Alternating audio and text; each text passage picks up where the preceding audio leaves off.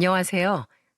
세상 일에 관심이 참 많은 30대 후반 여성입니다. 낯선 남녀가 만나 결혼을 하고 자식을 낳아 가정을 이루어가는 과정이란 참 경이로운 것 같습니다. 자식은 또 자식을 낳고 그렇게 한 세대가 바뀌어가며 세월이 흘러가죠. 하지만 반대로 이루어짐이 있으면 사그라듦 또한 존재합니다. 저는 완전한 한 가정이 차츰 소멸해가는 모습을 옆에서 지켜보았어요. 바로 저희 시댁에 관련된 이야기죠. 전 지금부터 그 안타깝고 슬펐던 과정을 이야기해보고자 합니다. 동갑내기였던 저와 남편은 2년간의 연애 끝에 웨딩 마치를 올렸어요. 요즘 젊은 분들이 많이 결혼하는 나이보다 조금 이른 28살의 말이죠. 나랑 결혼하자 석중아. 이 누나가 행복하게 해줄게. 남편은 공무원이었고 그런 남편에게 먼저 청혼을 한 사람은 다름 아닌 저였습니다. 제가 만나본 사람 중 가장 바르고 성실하고 모범적인 그야말로 제게 이상적인 남자였던 남편을 놓치고 싶지 않았거든요. 그리고 남편을 그렇게 좋은 사람으로 키워주신 두 시부모님 또한 굉장히 좋은 분들이었어요. 남편과 2살 차이 나는 손아래 시누이도 참 상냥하고 따뜻한 사람이었고요. 그중 특히 저희 시어머니는 세상에 이런 좋으신 분이 또 있나 싶을 정도로 자상한 분이셨죠. 결혼한 지 1년 뒤 당시 임신 초기였던 전 막 일을 마치고 회사 건물 밖으로 나오고 있었습니다. 밖엔 1시간 전부터 갑작스럽게 내리기 시작한 폭우가 한창이었어요. 사무실에 남은 우산이 없었고 편의점도 1분 정도는 걸어가야 했던지라 택시를 불러야 하나 아니면 이 비를 맞고 편의점까지 뛰어가야 하나 한참 고민 중이었죠. 그런데 갑자기 누군가가 건물 옆에서 절 부르더라고요. 예, 정희야. 어머님? 깜짝 놀랐습니다. 그 사람은 바로 우산을 쓰고 한 손엔 다른 우산을 들고 있던 저희 시어머니였거든요. 시어머니는 급하게 달려오신 것처럼 가쁜 숨을 몰아쉬고 계셨죠. 여기까지 어쩐 일이세요, 어머님? 날씨도 이렇게 굿은데. 아이고, 숨차다 숨차. 정희 너 우산 없지? 아, 집에 있는데 갑자기 비가 막 쏟아지더라고. 그래서 너한테 연락해볼까 하다가 너 바쁠까봐 석중이한테 전화하니까 걔도 오늘 퇴근을 늦게 해서 널 데리러 못 갈 것 같아. 안 그래도 걱정 중이었다고 하더라고. 너 오늘 차도 두고 출근했다면서? 그래서 혹시 너 비 맞을까봐 걱정돼서 얼른 내 버스 타고 뛰어왔지. 정희 너 감기도 걸렸다며? 혹시 내가 괜한 짓 한 건 아니지? 그 와중에도 시어머니는 혹시 며느리인 제가 불편해하진 않을까 걱정하며 제 눈치를 살피시더군요. 정작 전 시어머니께 너무 감동을 받아 눈가가 뜨거워졌는데요. 아니에요, 어머님. 제가 죄송해서 그러죠. 어머님은 몸도 약하시면서 고생스럽게 뭐하러 그러셨어요. 감기 걸리고 임신까지 한 우리 며느리 걱정돼서 내가 집에 있을 수가 있어야지. 집에서 노는 나야 고생스럽게 뭐 있어. 자, 이거 바꿔라. 내가 제일 큰 우산으로 가져왔어. 그거 쓰고 얼른 집에 가거라. 감사해요, 어머님. 어머님, 그러지 말고 저랑 같이 집에 가요. 제가 맛있는 저녁 해드릴게요. 그리고 저녁엔 남편한테 데려다 드리라고 할게요. 네? 아이고, 내가 널 그렇게 번거롭게 하려고 여기까지 온 게 아닌데. 어머님한테 저녁 차려드리는 게 뭐가 번거로워요. 얼른요, 어머님. 우린 우산 하나로 쓰고 가요. 제가 들게요. 여기 제 팔짱 끼시고요. 아무리 며느리를 딸같이 아낀다지만 사실 저희 엄마도 다 큰딸인 절 위해 그렇게까지 하시진 않았거든요. 이후에도 몇 년의 세월을 더 겪어보니 저희 시어머니는 정말 온 진심을 다해 저뿐만 아니라 가족들을 위하고 아끼는 분이셨습니다. 시아버지와 남편 그리고 시누이까지 정말 모든 식구들이 시어머니를 좋아하고 존경하며 따랐죠. 그런데 마냥 화목하기만 할 줄 알았던 시댁에도 나름의 갈등과 문제가 있더군요. 그건 바로 시누이가 유독 시아버지에게만 냉담하게 굴었다는 겁니다. 시누이는 저와 남편 그리고 시어머니와는 생글생글 웃으면서 대화를 나누었지만 함께 자리에 있던 시아버지는 투명인간 취급을 하듯 시아버지에게 말도 걸지 않았고 아예 시아버지 쪽을 쳐다보지도 않았어요. 시아버지는 신우이에게 말을 걸고 싶으신 듯 보였지만 신우이의 매몰찬 태도에 항상 멋쩍은 표정을 지으며 고개를 숙이셨죠. 그래서 저는 결혼 초기의 어느 날 남편에게 넌지시 집안 사정에 대해 물어보았습니다. 그리고 남편에게 이야기를 들어보니 신우이에겐 그럴 만한 나름의 사정이 있더라고요. 우리 아버지가 우리 어렸을 때 사업을 좀 크게 하셨어. 그런데 사업이 잘 되다 보니까 그만 욕심을 내신 거야.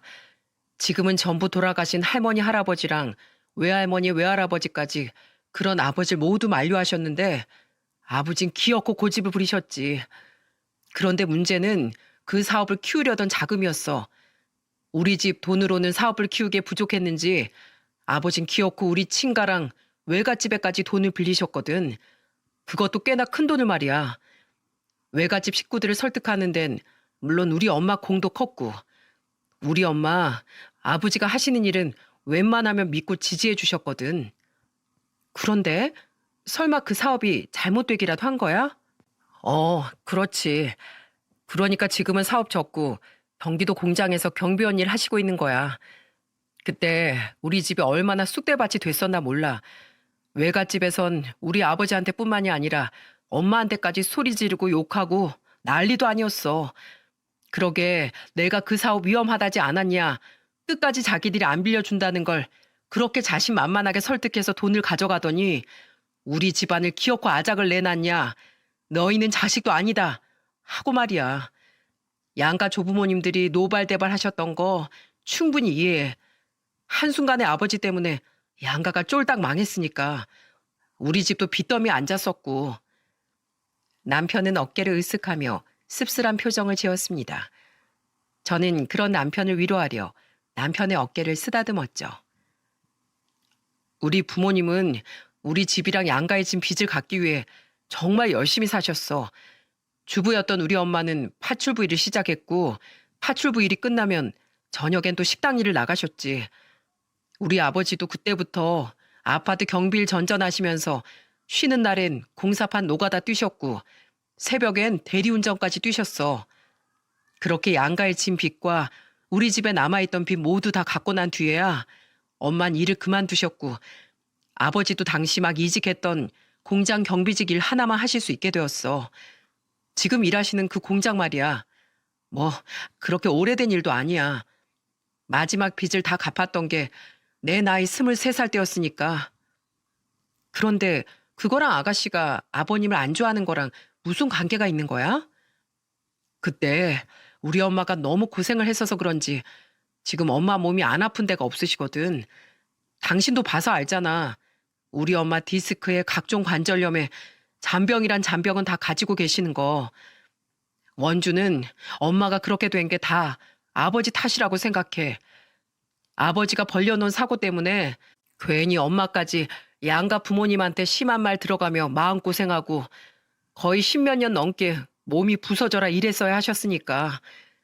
정작 엄만 아버지 탓을 한 적도 없고 원주에게도 아버지한테 그러지 말라고 말씀하시는데 원주는 오히려 그게 더 싫었나 봐. 그렇게 착한 엄마를 고생시킨 아버지가 용서가 안 된다면서 말이야. 당신도 알다시피 원주가 엄마를 워낙 좋아하잖아.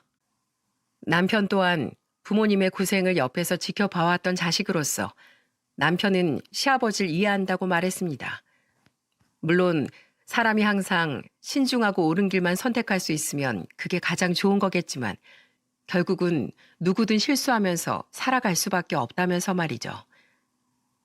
아버지는 자신이 벌인 일을 어떻게든 수습하고 가족들에게 속죄하려고 정말 최선을 다해 사셨어. 아버지 원조에게 단 한 번도 화를 내신 적이 없어. 오히려 전부 아버지 당신이 저지른 잘못 때문에 자식이 아버지를 미워하게 만들었다며 자책하고 계시지. 그 착한 애가 부모를 미워하기까지 얼마나 자기 마음에 생채기를 냈겠냐며 말이야. 난 아버지도 원주도 모두 이해가 가. 그래서 더 안타까워. 두 사람을 화해시켜 주고 싶은데 엄마도 나도 그게 참 쉽지가 않네. 제가 그 이야기를 들은 지 얼마 지나지 않아 시누이는 결혼을 하게 되었습니다. 제가 결혼한 지 2년 뒤의 경사였죠.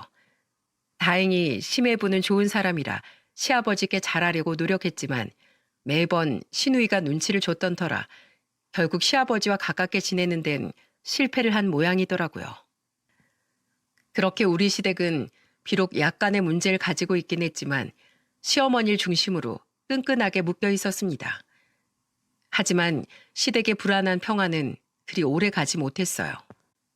그 평화를 힘겹게 유지시키던 시어머니가 그만 암에 걸리시고 말았거든요.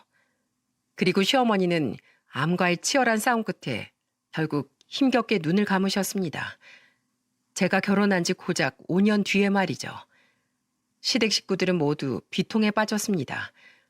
시댁에 불어닥친 큰 불행은 시댁 식구들 모두를 큰 슬픔으로 몰아넣었죠. 그리고 결국 시어머니 장례식에선 슬픔에 빠지다 못해 분노에 이른 시누이 때문에 한바탕 소란이 벌어지고 말았어요. 당시 3살배기 아들은 잠시 가족 대기실에 재워놓고 저와 시댁 식구들은 모두 입간식을 다녀왔어요. 그리고 다시 빈소로 향하던 길에 시누이는 눈물을 흘리며 시아버지에게 갑자기 소리를 질렀습니다. 시어머니의 마지막 모습을 보고 나오는 길이라 그런지 시누이는 평소보다 더 격앙돼 있는 것 같았죠. 엄마가 저렇게 돌아가신 건 다 아버지 때문이에요. 아버지 때문에 고생만 하다가 엄마가 저런 몹쓸병에 걸린 거라고요.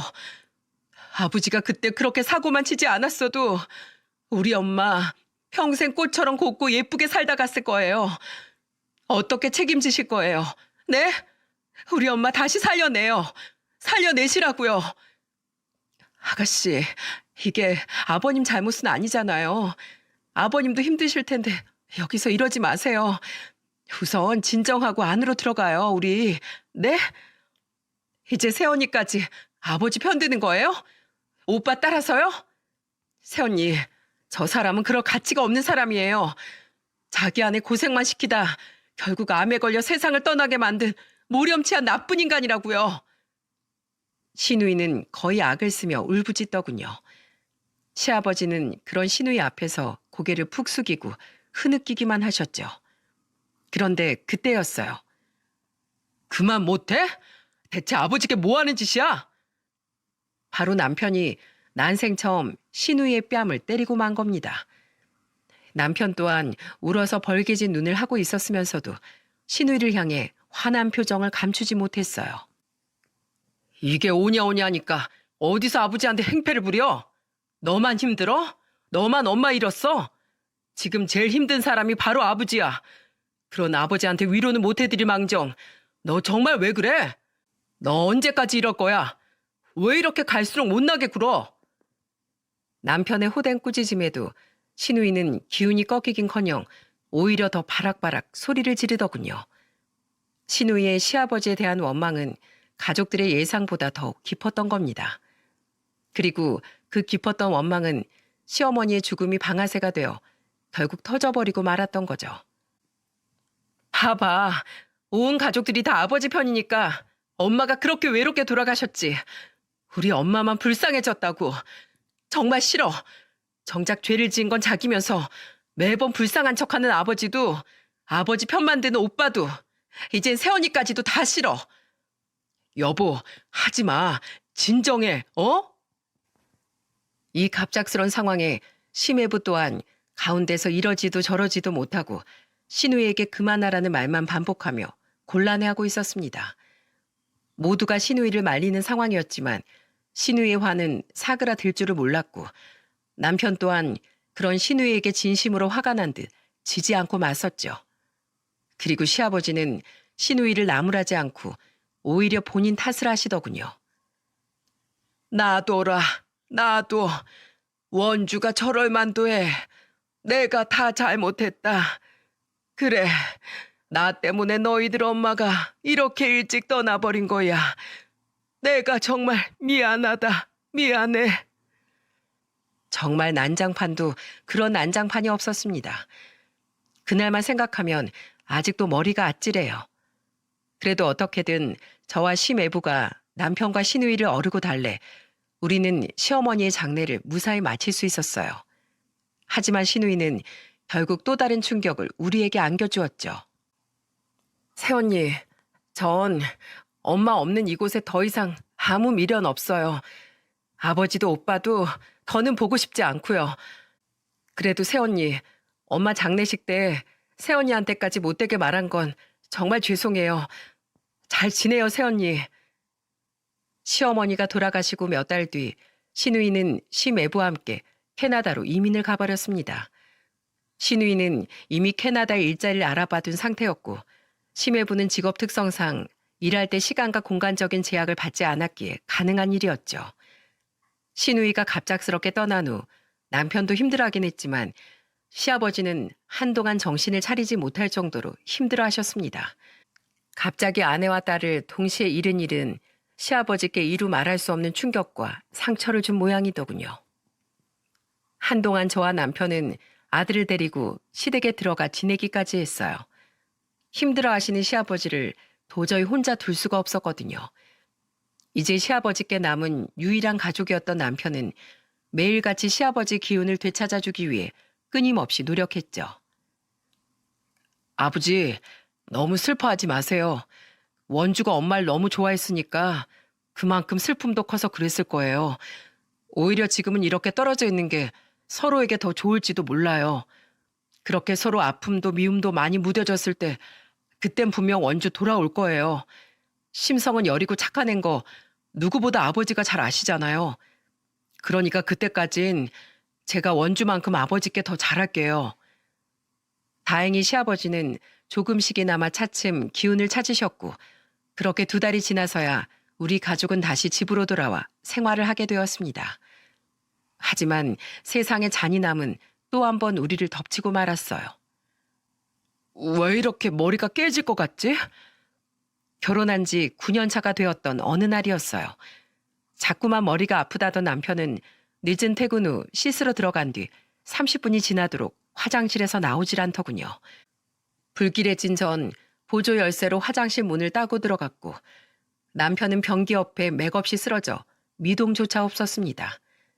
저는 다급히 119를 불러 남편을 응급실로 옮겼죠. 원인은 과로로 인한 뇌출혈이었습니다. 원래도 일벌레였던 남편은 당시 너무도 잦은 야근에 시달리고 있었거든요.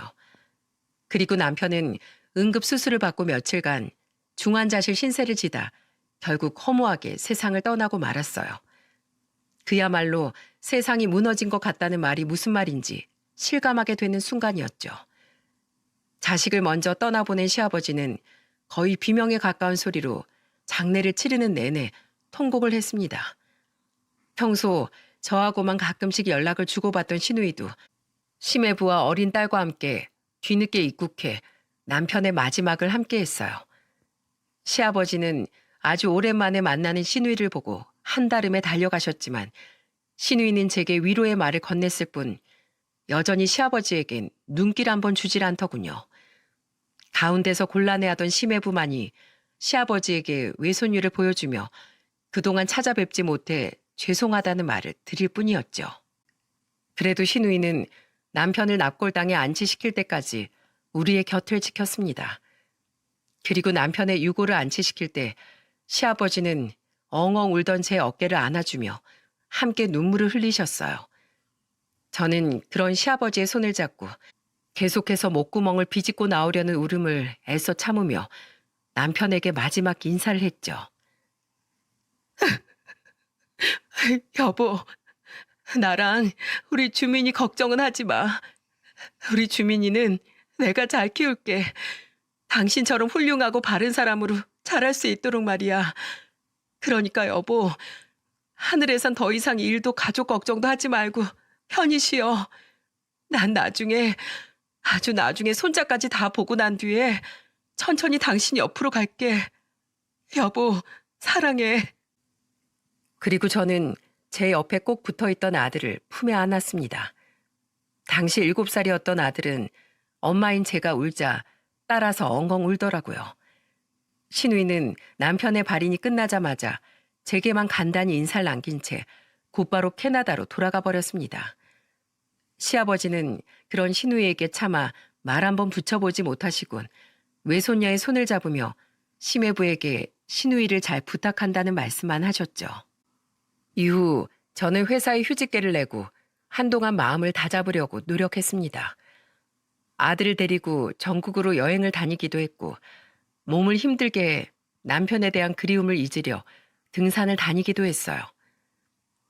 어멈 너도 힘들 텐데 뭐하러 나까지 챙기니? 난 괜찮다. 어디 아픈 데는 없고 살이 많이 빠진 것 같구나. 밥은 잘 챙겨 먹고 다니는 거니? 전 괜찮아요. 오히려 아버님이 걱정이죠. 나도 괜찮다. 네 시어머니를 가슴에 묻은 것처럼 석중이 또한 지 애미 곁에 묻으면 된다. 꽃이 피기도 하고 지기도 하는 게 인생인 거겠지. 비록 이제 남편이 없어 시아버지를 자주 찾아뵙지 못했지만 그래도 전 가끔씩 아들을 데리고 시아버지를 찾아뵀어요. 남편을 잃은 저만큼 자식을 잃은 시아버지가 걱정되어서 말이죠. 그리고 남편을 떠나보낸 후 돌아온 설날, 이젠 시댁이 아닌 친정에서 명절을 보내게 된 전 혼자 계실 시아버지께 마음이 쓰여 전화를 드렸습니다. 아버님, 댁이세요? 아니다. 괜히 이런 날 집에 있어봐야 옛날 생각이 나서 서글프기만 하지. 화성 공장에 일하러 나왔다. 지금 한창 공장이 바쁠 때라 직원들 몇몇하고 대표님까지 나와서 일을 하고 있어. 이런 날 나와서 일하면 특근비도 받고 집에 혼자 있지 않아도 되니 겸사겸사 나왔지. 그런데 아버님, 목소리가 너무 안 좋으신데요? 어디 편찮으세요? 그냥 아침부터 몸에 영 힘이 없는 게 몸살이 오는 것 같구나. 너무 걱정하지 마라. 약 먹으면 금세 나을 게다. 그건 그렇고 며느리 넌 떡국은 먹었니? 주민이도? 사돈 어른들은 잘 계시고? 깜짝 놀랐습니다.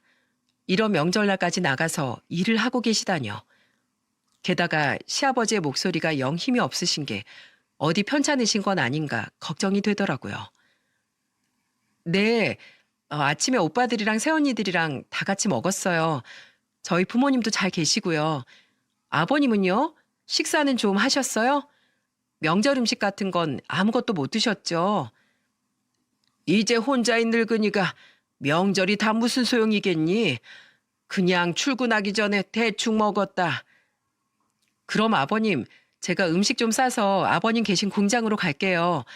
아무래도 아버님이 걱정돼서 제가 직접 뵙는 게 좋을 것 같아요. 저는 통화를 마치고 엄마에게 부탁을 드려 갖가지 나물과 전을 보온통엔 탕국을 쌌습니다.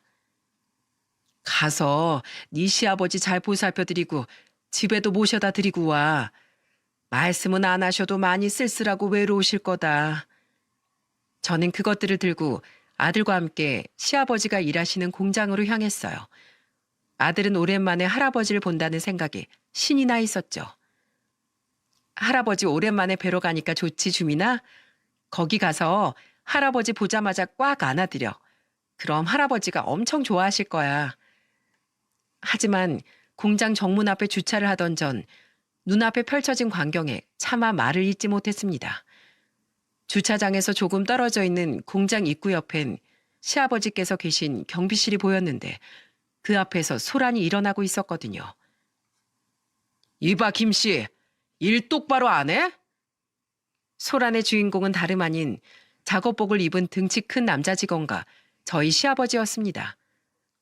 그런데 저희 시아버지는 마치 죄진 사람처럼 두 손을 모으고 그 사람에게 연신 사과를 하고 계시더군요. 창문을 살짝 열고 대화 소리를 들어보니 이루 말할 수 없이 화가 나더라고요. 그리고 저는 직업 정신이 발동해 그 모습을 전부 동영상으로 촬영하기 시작했어요. 김씨, 내가 인사 똑바로 하라고 했지? 어딜 직원이 지나가는데 엎드려서 잠을 쳐자고 있어? 어디서 농땡이를 치고 있냐고? 이거 나이도 먹을 대로 먹은 양반이 돈을 꽁으로 벌려고 하네. 김씨, 이렇게 대충 일할 거면 그냥 때려치워. 내가 대표님한테 얘기해서 당신 확 잘라버리라니까. 제가 오늘 몸이 좀 안 좋아서 약을 좀 먹었더니 너무 졸려서 그만 깜빡 졸아버렸네요. 죄송합니다. 김씨, 내가 저번에도 얘기했지? 경비면 경비답게 직원들한테 인사 꼬박꼬박 똑바로 하라고. 그런데 오늘은 잠을 자? 아주 배가 불렀지? 왜? 명절이라서 일하기 싫어? 그렇게 당신이 꽤나 부리면서 대충대충 사니까 고생만 하던 아내는 암으로 죽고 자식 하나는 과로로 되져버리고 하나는 멀쩡히 살아있는 자기 아버지 꼴도 보기 싫다고 외국으로 튀어버렸지. 어차피 당신 이제 찾아올 자식도 없는데 앞으로 여기서 잘리면 볼만 하겠어? 찾아오는 사람 하나도 없이 독거노인으로 외롭게 살다가 죽겠네. 그러니까 당신 그런 꼴 당하고 싶지 않으면 일 똑바로 해. 알겠어? 확 잘라버리기 전에. 시아버지께서 그 공장에 워낙에 오래 다니셨다 보니 시댁의 가정사를 공장 사람들도 속속들이 알고 있는 모양이더군요. 그놈은 이젠 저희 시아버지의 경비원 모자를 손으로 벗기더니 그 모자로 시아버지의 머리를 툭툭 밀치기까지 했어요. 시아버지는 여전히 죄송하다는 말만 반복하고 계셨고요. 그놈의 충격적인 말과 행동을 보니 저도 더 이상은 차에 가만히 있을 수가 없겠더군요. 주민아, 너 여기 꼼짝 말고 있어? 엄마가 할아버지 좀 돕고 올게. 그리고 아들에게 신신당부를 한 저는 차에서 내려 그놈에게 돌진을 했습니다. 여전히 휴대폰 카메라는 몰래 그놈을 향해 겨눈 채 말이죠. 저기요, 지금 뭐 하시는 거예요? 당신은 또 뭐야? 그놈은 갑자기 등장한 저를 위아래로 훑어보며 물었습니다. 저는 잔뜩 화가 나 씩씩대며 그놈에게 제가 시아버지의 딸이라고 말했어요. 그러자 그놈은 그제야 당황한 듯한 표정을 짓더군요. 저요? 이분 딸입니다. 딸이요? 아니, 잘못은 김씨, 이 아저씨가 먼저 했어요. 경비가 돼서 직원이 들어오면 인사를 똑바로 해야지. 이 인사는커녕 엎드려 자고 있었으니까 내가 그런 거 아닙니까? 저희 아버지가 몸이 너무 안 좋았다고 방금 사과하셨잖아요. 사람이 아플 수도 있지. 그거 하나 가지고 이렇게 막말하고 사람 머리 툭툭 쳐가면서 모욕을 주는 게 요즘 세상에 말이나 됩니까? 게다가 따지고 보면 경비원이 여기 공장 경비하는 사람이지 인사해주는 사람이에요? 그렇게 인사받고 싶으면 인사하는 고깃집 풍선 인형 앞이나 어슬렁거려요. 아니, 내가 뭐 괜히 그래요? 저 양반 평소에도 행실이 영 별로였으니까 이러지. 계속해서 소란이 일자 공장 안에 있던 직원들이 호기심 어린 표정으로 우리 주위에 하나둘 모여들기 시작했습니다. 저는 그들 중 여자 한 사람을 콕 집어 물었어요. 그 사람은 당황한 표정으로 제 말에 순순히 대답을 했죠. 저기요, 이 사람 직급이 어떻게 돼요? 네? 과장인데요. 과장? 기가 찬다. 회사 대표도 아니고 과장인 주제에 어디서 사람을 자르네 마네. 그리고 저기요, 제가 하나만 더 여쭤볼게요. 솔직히 말씀해 주세요. 여기 계신 이분, 저희 아버지 어떤 분인가요? 저 사람 말대로 저희 아버지가 정말 평소 행실이 안 좋았나요? 그 여직원은 잠시 제 물음에 머뭇거렸어요. 그리고 이내 그 여직원은 머리를 극적이며 이렇게 대답했죠. 아니요. 우리 경비 아저씨 엄청 좋으세요. 항상 출퇴근할 때 인사도 해주시고 저번에 비 올 땐 저한테 본인 우산도 빌려주신 분인데요. 저희 공장 사람들은 모두 아저씨 좋아해요. 그죠? 다른 분들은요? 김 과장, 왜 자네만 유독 경비 아저씨를 매번 못 잡아먹어서 안달인가? 자네나 자기 할 일 좀 제대로 하게. 아가씨 아버님 굉장히 성실하고 모범적인 분입니다. 김 과장 저 사람은 유독 아저씨에게 시비를 걸고 다녔어요. 한심하긴 못났어. 공장 직원들은 너도 나도 시아버지의 편을 들더군요. 그들의 말을 들어보니 김 과장이라는 그 사람은 여러모로 공장 내에서 평판도 안 좋고 문제가 많던 사람이었더라고요. 하지만 직원들의 핀잔과 증언에도 그놈은 오히려 뻔뻔하게 나왔습니다. 당신들이 뭘 알아? 부장님도 아무것도 모르시면서. 여기 이 김씨 완전 이중인격자라고요. 저하고 있을 땐 안 그런다니까요. 그놈은 끝까지 자신의 잘못을 인정하지 않았어요. 저는 이놈은 글러먹은 놈이다 싶어 최후의 카드를 꺼내 들었습니다. 진짜 이 사람 안 되겠네. 아무리 그래도 곧 70인분한테 막말하고 머리 툭툭 밀치는 행동이 정말 맞다고 생각해요? 당신 딱 기다려요. 당신 행동들 내가 전부 동영상으로 찍어놨으니까. 그걸로 뭐? 그걸로 뭘 할 건데? 당신이 뭔데? 나요? 이분 딸이자 대한민국 기자예요. 보이세요? 저는 안주머니에서 명함을 꺼내 그놈에게 보였습니다. 그렇습니다. 제 직업은 다름 아닌 기자였어요. 제 정체를 안 그놈은 그제야 일이 잘못됨을 깨달았는지 얼굴이 사색이 되기 시작하더군요. 내가 당신 실체 세상에 다 고발해 버릴 테니까 딱 기다리세요. 이 공장에서 이 공장 직원인 당신이 경비원인 우리 아버지께 한 갑질들 내가 아주 낱낱이 까발려 버릴 거야. 전부 공론화 시킬 거라고. 우리 아버지가 자식이 없긴 왜 없어요? 며느리도 자식이니까 내가 바로 자식이지. 어딜 감히 우리 아버지한테 함부로 짓거려요?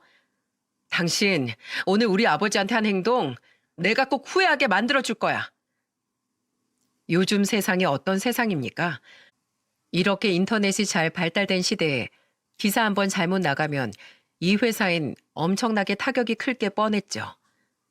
그리고 일개 직원인 그놈이 그 타격을 준 주범이 되면 어떻게 되겠습니까? 회사 측에서 그놈을 상대로 고소를 하든 책임을 지고 퇴사를 하든 막대한 손해배상을 피하지 못하겠죠. 저는 제가 찍은 그 영상으로 어떻게든 그놈에게 벌을 주고 싶었어요. 시아버지는 저를 걱정스러운 표정으로 바라보셨습니다. 저는 그런 시아버지께 마음 놓으시라고 말씀드리곤 직원들에게 물어 곧장 3층 대표실로 향했어요. 아까 시아버지와 통화할 때 이 회사 대표도 출근했다는 말을 들은 게 기억이 났거든요. 저는 대표실 문을 벌컥 열어젖혔고 사무 업무를 보고 있던 대표란 사람은 그런 저를 보며 굉장히 놀랐습니다. 그러고 보니 낯이 익은 것도 같은 게 생각해보니 저희 시어머니 장례식 때도 남편의 장례식 때도 항상 조문을 오셨던 분이더라고요. 안녕하세요, 대표님. 저 경비원 김철남 씨 며느리 되는 사람입니다. 아, 네. 여긴 어쩐 일로? 대표는 바깥의 소란을 전혀 모르는 눈치였어요. 저는 대표에게 방금 전 찍은 동영상을 보여주었습니다. 그 동영상을 보던 대표의 표정은 점점 굳어졌어요. 그리고 동영상이 끝났을 때 저는 대표에게 이렇게 말했죠. 대표님, 이 회사가 요즘 매출도 많이 늘고 그만큼 공장 규모도 커졌다죠? 그런데 그만한 회사에서 대체 직원 관리를 어떻게 하는 겁니까? 네? 이 김 과장이란 사람 정말 미친 거 아니에요? 어떻게 이제 막 자식을 잃은 사람한테 아버지 때문에 자식이 그렇게 세상을 떠났다는 말을 할 수 있나요? 경비원은 이 회사, 이 공장 직원 아닌가요? 그리고 몸이 안 좋은데도 명절에 나와서 일하고 있는 저희 아버지한테 뭐요? 농땡이를 피워? 잘리기 싫으면 똑바로 하라고요? 여기 이 회사는 과장이 사람을 자르고 붙입니까?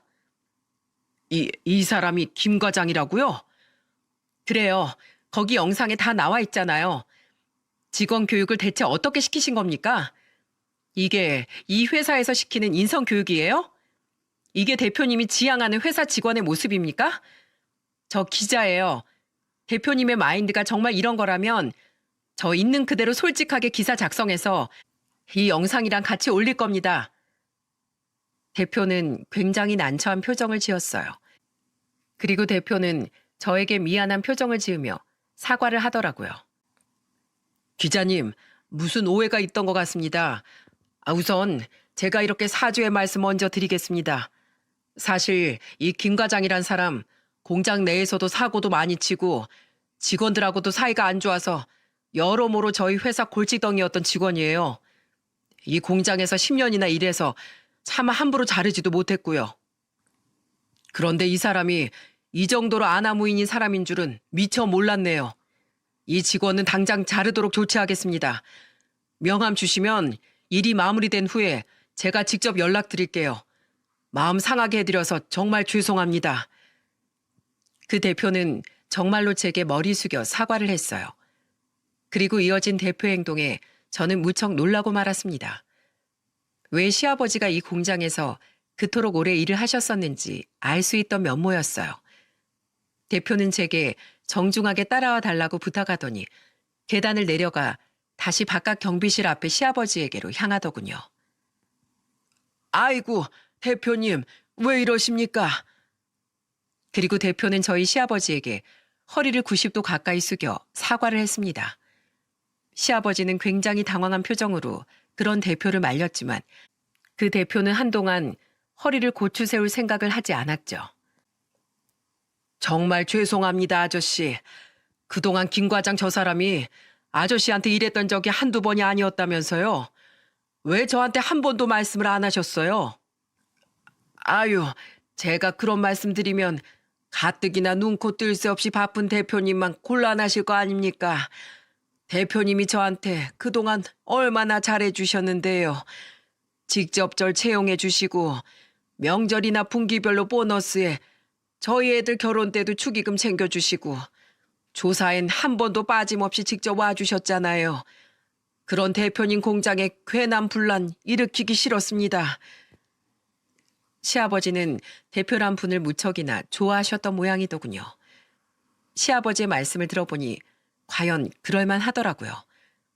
그리고 그런 사려 깊은 시아버지의 말에 대표는 복잡한 표정을 짓더니 이내 시아버지를 보며 이렇게 말했습니다. 제가 우리 회사를 진정으로 위해주는 직원이 누군지 여태껏 제대로 알지 못했군요. 김 과장은 어차피 문제가 많던 직원이었으니까 제가 오늘부로 바로 자르도록 하겠습니다. 죄송합니다, 아저씨. 제가 다시 한번 허리 숙여서 이렇게 사과드릴게요. 그런 게 어딨어요, 대표님? 제가 대표실로 간 후 겁에 질려 계속 바깥에서 제가 나오길 기다렸던 김 과장은 대표의 말에 기겁을 하며 대표를 불렀습니다. 하지만 대표는 그놈을 싸늘하게 노려볼 뿐 그놈에겐 아무런 말도 하지 않았죠. 대표님, 제가 이 회사에 10년이나 몸을 담았는데 어떻게 그런 절 이렇게 자르실 수 있습니까? 저기 기자님, 제가 잘못했습니다. 기자님 아버님께 제가 너무 무례했어요. 제발 저희 대표님 좀 설득시켜주세요. 김씨, 아니, 아저씨, 아니 선생님, 제가 너무 융통성이 없었던 것 같습니다. 그 모자로 제 머리를 아예 그냥 냅다 후려치세요. 저 같은 놈은 맞아도 쌉니다. 그러니까 제발 따님하고 대표님한테 뭐라고 말씀 좀 해주세요. 네? 그놈은 대표가 자신의 말을 들어주지 않자 이젠 저와 시아버지에게까지 악어의 눈물을 보이며 애원을 하더군요. 하지만 아버지와 대표는 그놈을 무시했고 직원들은 그놈을 보며 수군댈 뿐 아무도 그놈 편을 들어주려 나서는 이가 없었어요. 그리고 저는 그놈에게 딱 한마디를 남겼죠. 이 인생은 실전이야, 이 자식아. 이후 대표는 저에게 얼른 시아버지를 모시고 병원부터 가라고 말했습니다. 시아버지의 옷은 한겨울인데도 불구하고 땀으로 흥건했거든요. 저는 대표에게 인사를 한 후 시아버지를 모시고 곧장 병원으로 향했습니다. 응급실에 도착해서 보니 시아버지의 열은 거의 39도에 가까울 정도로 높아져 있었죠. 엄마, 할아버지 괜찮으실까? 혹시 할아버지도 큰 병에 걸리신 건 아니겠지? 아들은 먼저 세상을 떠난 시어머니와 남편을 떠올렸는지 겁먹은 목소리로 묻더라고요. 저는 그런 아들을 꼭 안아주며 안심을 시켰죠. 아니야, 그냥 단순한 감기 몸살이시래. 그러니까 주민아, 할아버지 빨리 나으시게 할아버지 손 꼭 잡아드리면서 할아버지 빨리 나으세요 라고 말씀드려. 약을 처방받고 나온 저는 시아버지를 시댁까지 모셔다 드렸어요. 뭐가 그렇게 미안한 건지 시아버지는 연신 제게 미안하다는 말을 하시더군요. 저는 그런 시아버지를 방에 눕혀드리며 시아버지의 손을 잡고 말했어요. 앞으로 아프시면 절 부르세요, 아버님. 저도 아버님 자식이잖아요. 한 이틀 푹 쉬면 괜찮아질 거라고 병원에서 말했으니까 아무것도 하지 말고 누워서 푹 쉬세요. 대표님도 모레까지 쉬라고 말씀하셨으니까요. 아셨죠? 제가 죽 끓여놓고 갈 테니까 죽 드시고 제가 싸운 도시락은 내일 저랑 같이 먹어요. 내일 저 또 올게요. 저는 시아버지가 잠드는 모습까지 본 후에야 아들을 데리고 시댁에서 나왔습니다. 시댁을 나올 때 거실 탁자에 저희 부부의 결혼식 앨범이 펼쳐져 있는 걸 봤어요. 혼자 남은 이 집에서 행복했던 지난 날을 홀로 추억하며 앨범을 보고 계셨을 시아버지를 생각하니 마음이 아파 눈물이 나오려던 걸 겨우 참았죠. 친정에 가자마자 부모님은 시아버지의 안부를 물으며 걱정을 하셨습니다. 저는 두 분께 그날 있었던 자초지종을 전부 설명드리며 제가 결심한 한 가지를 말씀드렸어요. 엄마, 아빠, 저 앞으로 명절 당일엔 주민이 데리고 시댁으로 갈게요. 어차피 여긴 명절 전날부터 오빠들이랑 새언니들이 다 와 있잖아요. 시아버지한텐 이젠 저랑 주민이밖에 없고요. 부모님은 제 말에 잘 생각했다며 절 칭찬해 주셨습니다. 딸 자식 한 번 자신들이 바르게 잘 키웠다며 말이죠. 그래서 전 이번 추석에도 명절 음식을 만들어 시댁에 가려고 합니다. 시아버지껜 추석엔 일을 나가지 마시라며 신신당부를 해두었죠. 안 간다, 안 가. 우리 며느리랑 손잡아야지. 알겠어요, 아버님. 요새 일은 어떠세요? 또 누가 못 살게 구는 사람 없으세요? 있으면 말씀만 하세요. 제가 아주 요절을 내버릴 테니까. 아이구야, 됐다. 내 며느리 무섭다는 소문이 옆 공장에까지 났어. 물론 그놈 행실이 원래부터 문제였긴 했지만 어쨌든 네 덕분에 그놈 그렇게 잘리고 나서 일하기가 한층 수월해졌다. 대표님은 아직도 가끔 네 안부를 물으셔. 든든한 며느리 둬서 나는 참 좋겠다며 말이야. 다행히 시아버지께서는 요즘 이전보다 훨씬 직장 생활이 즐거우신 것 같아요. 그리고 날이 갈수록 조금씩 밝은 모습을 되찾던 시아버지께 드릴 반가운 소식이 하나 더 있습니다. 그게 뭐냐면 말이죠. 아가씨, 이번 추석에 꼭 오시는 거죠? 그렇다니까요, 새언니. 비행기표도 우리 세 명 거 다 예약해놨어요. 아버님께는 비밀 유지하고 있어요. 아가씨 오면 깜짝 놀래켜 드리려고요. 아가씨, 고마워요. 고맙긴요. 저와 아버지 일인데 자기 일처럼 나서준 새언니한테 제가 몇 배는 더 감사드릴 일이죠. 바로 캐나다에 있는 시누이가 가족들과 이번 추석에 시댁에 오기로 한 겁니다. 비록 이미 그곳에 터를 잡아버린 터라 쭉 한국에 들어와 살 수는 없지만 저는 이것만으로도 두 사람이 화해의 시작점에 도달했다고 생각해요. 저는 지난 3개월 동안 꾸준히 전화를 걸어 시누이를 설득했어요. 지난 설에 있던 사건까지 시누이에게 전부 이야기해주면서 말입니다. 아가씨, 사실 아가씨도 아시잖아요. 아버님 정말 좋은 분인 거. 아버님이 그렇게 좋은 분이었으니까 공장 대표님부터 직원들까지 전부 아버님 편을 들었겠죠. 안 그래요? 아가씨, 이제 아버님에 대한 미움은 조금 내려놓고 있는 그대로의 아버님을 좀 받아들여 주세요. 이제 어머님도 안 계시고 제 남편도 없으니 아무리 저랑 우리 주민이가 있다고 해도 아버님이 제일 그리워하는 건 자식인 아가씨예요. 아버님에게 지금 가장 필요한 사람은 아가씨라고요. 아가씨가 없는 이 한국에서 아버님 혼자 너무 외로워하고 계세요. 아가씨, 아버님을 용서하라고 얘기하진 않을게요. 그냥 한 발자국만, 지난 일은 덮어두고 한 발자국만 아버님께 다가와 주세요. 아가씨랑 아버님 가족이잖아요. 그렇게 오랜 시간의 설득 끝에 시누이는 드디어 마음을 열어주었어요.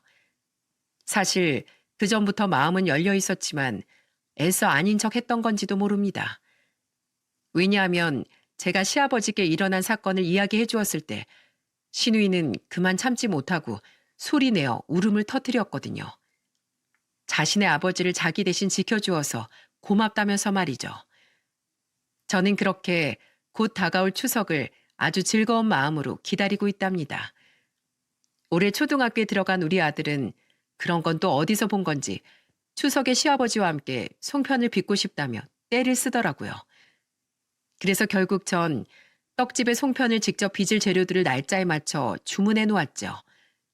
다른 것도 아니고 할아버지가 좋아서 할아버지랑 이것저것 함께하고 싶어 하는 아들의 모습을 보니 시아버지를 좋아하던 남편의 모습이 겹쳐 보여 제 코끝이 잠시 시려오기도 했네요.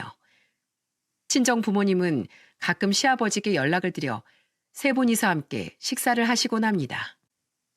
어차피 서로 연배도 비슷한데 사돈 사이든 뭐든 친하게 지내면 좋지.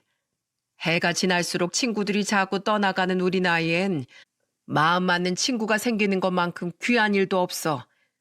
요즘은 네 아빠, 네 시아버지랑 휴대폰으로 같이 장기 두는 게임인가 뭔가를 받아서 하느라 시간 가는 줄을 모른다.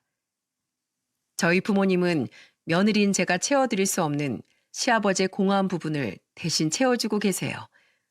그런 부모님께 참 감사하기도 하고 성품 좋은 세 분이 사이좋게 어울리시는 모습을 보면 마음 한구석이 흐뭇해지기도 합니다. 이제 제가 시아버지께 마지막으로 해드릴 역할은 시누이와의 관계 회복을 위한 도우미 정도겠죠. 그리고 저의 그런 모습을 분명 시어머니와 남편이 하늘에서 기쁘게 바라보고 있을 거라고 전 생각해요.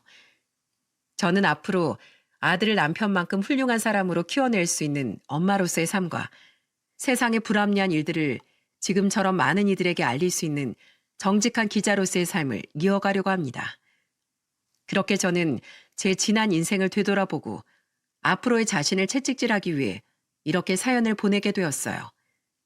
여러분께서도 그런 제 삶을 응원해 주시길 간곡히 부탁드립니다. 그리고 여러분 모두 영원한 듯 영원하지 않은 가족의 품속에서 지금의 행복을 마음껏 누리시고 후에 후회할 일이 생기지 않게 지금 이 순간 최선을 다해 가족들을 사랑하셨으면 좋겠네요. 그럼 다가오는 추석 모두 즐겁게 보내시길 바라며 저는 이만 사연을 마무리하도록 하겠습니다. 감사합니다.